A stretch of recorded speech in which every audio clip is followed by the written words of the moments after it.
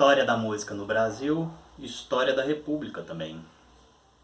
Temos aí no final do Brasil Império para o Brasil República a predominância de dois estilos no Brasil.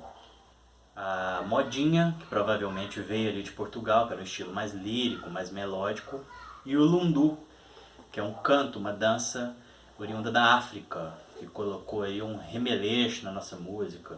Então a junção aí dessas duas formas musicais aí que a gente começa a entender música no Brasil.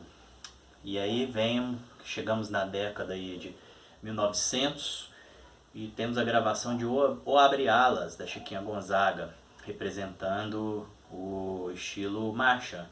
E também o Pixinguinha, representando o choro. 1910 a gente tem o surgimento do samba, ali na casa da tia Ciata, no subúrbio carioca, onde o pessoal reunia para compor, para batucar. Um dos estilos do samba, samba enredo. Então a primeira gravação, um cara chamado Donga, a música Pelo Telefone, 1917. 1920 a gente tem o movimento antropofagista, Semana de Arte Moderna, 1922.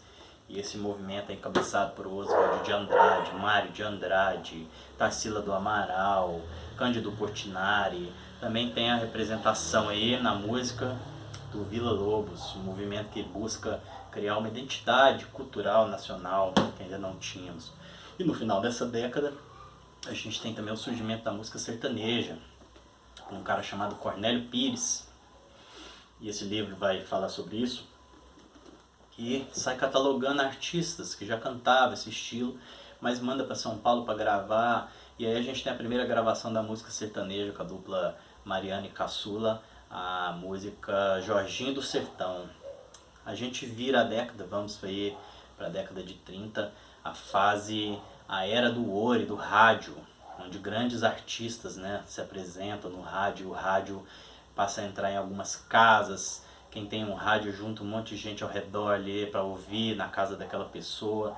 E a gente tem aí nomes como Carmen Miranda, Francisco Alves, e também clássico, Vicente Celestino, também dessa época aí, década de 30.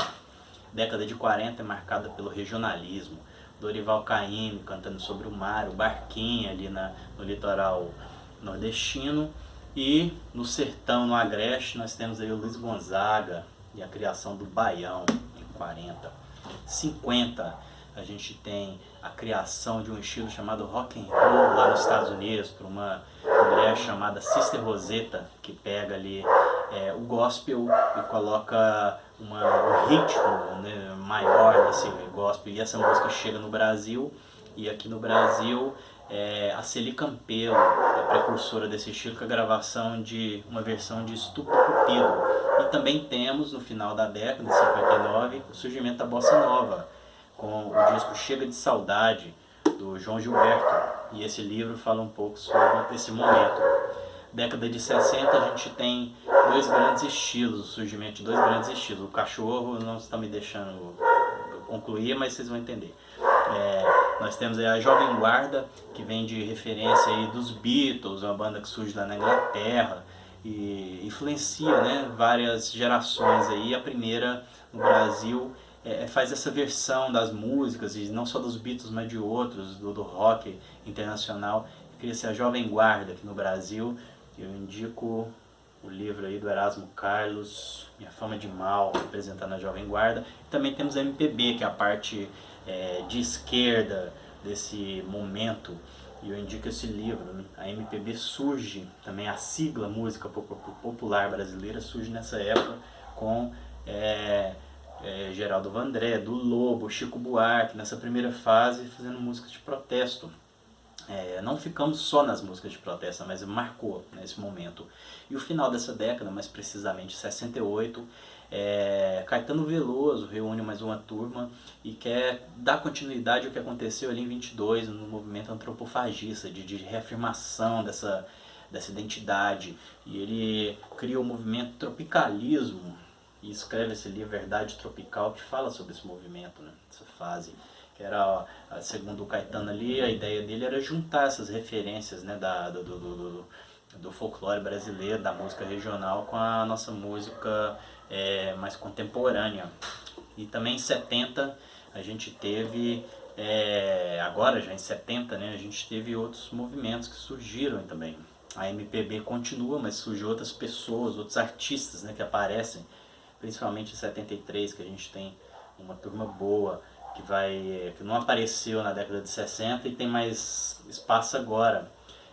Posso pegar para vocês aqui o pessoal do Ceará, que surge nessa época, né, para mim é mais forte aí, que é a Melinha, Belchior, Fagner, Zé Ramalho. E 74, esse livro fala sobre 74, de 74 até 83, é uma fase também que a historiografia musical brasileira fala tanto, que quando vem aí os Secos e Molhados, o Guilherme Arantes, o Rich, aparece tudo nessa época, né? Em 70 a gente também tem um movimento psicodélico, né, com referências também, influências do rock inglês. E essa época é uma época que surgem as drogas sintéticas, o LSD, então os jovens estão experimentando, estão quebrando padrões sociais, e isso aí também foi influenciar a música, né? Surgem alguns grupos no Brasil, Vima, Na Bolha, O Terço, Secos e Molhados, por que não? E um artista lá da Jovem Guarda também entra nessa fase, que é o Rony Fon, e faz 2 discos totalmente lisérgicos, discos que trata, né, desse conceito aí que a gente abordou agora.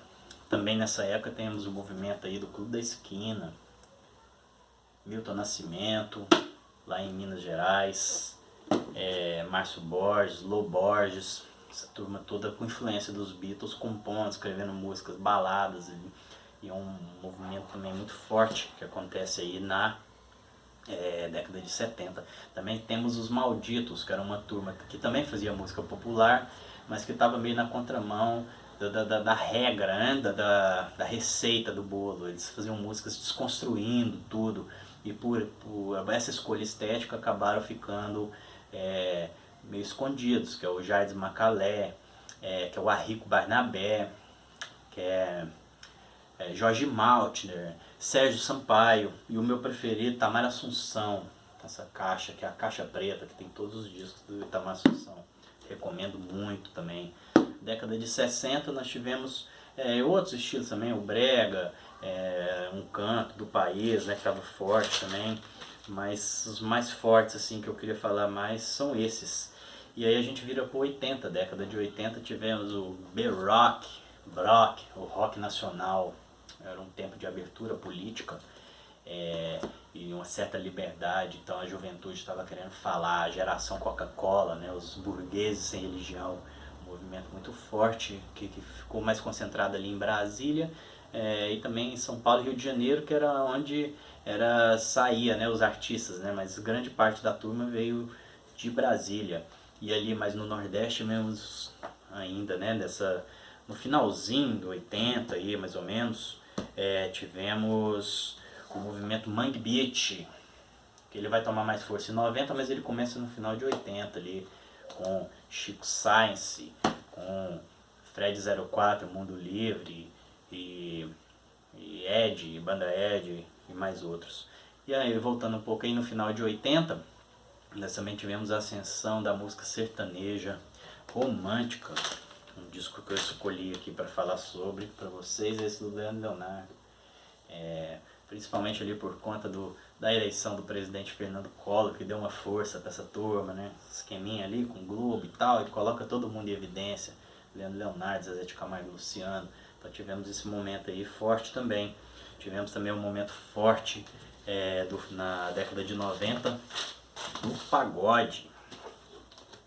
Pagode, que era uma forma de samba, mas mais popular ainda ali, com o pessoal tudo cantando junto, sem uma preocupação muito com afinação. É claro, né, que tinha seu profissionalismo, mas não era aquele samba sincopado, afinadinho, com aquelas letras, era um negócio mais a barata da vizinha, a vassourinha e mais essas coisas. Tivemos também uma fase, né, romântica desse pagode aí, mas faz parte do mesmo pagode.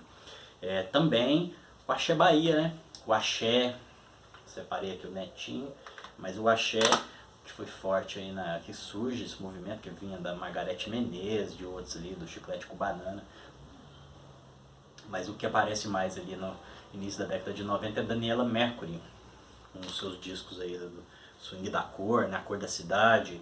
E é um momento que o axé vira febre no país inteiro. O pop rock brasileiro também surge nessa época, ganha força nessa época. Separei o vinil do Skank, que surgem aí bandas como Pato Fu, Cidade Negra, tudo nesse momento. E a MTV que ajuda, né? A MTV vem pro Brasil, fica mais popular nessa década de 90 e ajuda esses artistas também, dá visibilidade para eles. 90, a gente recomendo, né? Quem tiver interesse em conhecer mais sobre essa fase, ler aqui sobre o Rick Bonadio, que foi um cara que participou de uma parte do pop nessa década, principalmente por conta da ascensão do Mamonas Assassinas. Esse cara trabalhou com outros artistas também, né? Charlie Brown, CPM 22, ele produziu os primeiros discos desses artistas. Mas eu acho que não, tenho certeza, a marca dele maior é o Mamonas Assassinas, que foi um fenômeno também da década de 90. O rock, né? O rock brasileiro ganhou nomes novos aí, Raimundos, o Sepultura, que já vinha da década anterior, grava o Roots, que é um clássico, né, dos anos 90, misturando ritmos indígenas ali, a cultura indígena no som, muito bom. Aí a gente vira para 2000, e 2000 a gente começa com o sertanejo universitário. Eu separei aqui o Fala Mansa, sertanejo universitário, não, forró universitário. Forró universitário, Fala Mansa é o maior nome desse momento aí, né, em 2000, que aí todo canto que você vai, tá todo mundo dançando, forró e tal, ressuscita esse estilo que surge ali na década de 40 e coloca ele na juventude. E a MPB também, vem uma leva nova da MPB. Eu separei esse disco como uma coletânea da Trama, é uma gravadora. O dono da Trama, João Marcelo Bosco, que é filho da Elis Regina. Então, esse momento aparece Jair Oliveira, Luciana Mello, Pedro Camargo Mariano, João Marcelo Bosco, Patrícia Marques, vários artistas aí dando sequência, né, o que começa ali na 50, 60, mas com roupagens novas, usando muitos elementos eletrônicos. Também gosto muito dessa fase. O emo, né, o rock, passa por todas essa né, década de 50, década de 60, o psicodelias de 70, o rock brasileiro de 80, o pop e 90, e chegando nos 2000, o que acontece com o rock? Vira emo. Então surge aí os emos, né, e o calcinha coladinha, cabelinho na cara, coloridinho, falando de depressão, de um monte de coisa. Passou, ainda bem que passou, mas é importante dizer, né, que marca os anos 2000 esse movimento. E a pior desgraça de todas, né, que não tem como não falar, que é o sertanejo universitário, que surge também aí com uma gravação pirata numa rádio de uma entrevista do Bruno Marrone, que viraliza e todo mundo, as festinhas de faculdade, o cara não quer mais ouvir o Chico Buarque, não quer mais ouvir o Raimundos, ele quer ouvir o Bruno Marrone, né? Não estou generalizando, é claro. E aí depois vem o César Menotti e Fabiano, com a gravação também de um DVD, cantando Como um Anjo e mais um monte de coisa. E João Bosco e Vinícius, até chegar no Jorge Mateus, que é o grande nome desse momento, né? Aí a gente vira para 2010 e o que eles fazem? Vão resgatar lá no Nordeste um estilo chamado arrocha. E o sertanejo pega esse arrocha, mistura o mainstream do sertanejo, né, doido para ganhar uma grana, mistura e cria a sofrência. É isso aí que tá aí, todo canto ouvindo. Que a gente pensa que as coisas não podem piorar, né? Sempre pode piorar um pouquinho. Aí veio a sofrência. E já na MPB, a gente tem uma quarta fase da MPB que eu brinco, chamo que é a M Pacu, que é a música para ukulele, que é esse estilo de MPB agora, Thiago York, Ana Vitória, essa turma, Malu Magalhães, que é esse negócio mais falando de coisas bonitas, positivas, tudo lindo, enquanto o mundo tá essa bosta. Isso aí, valeu.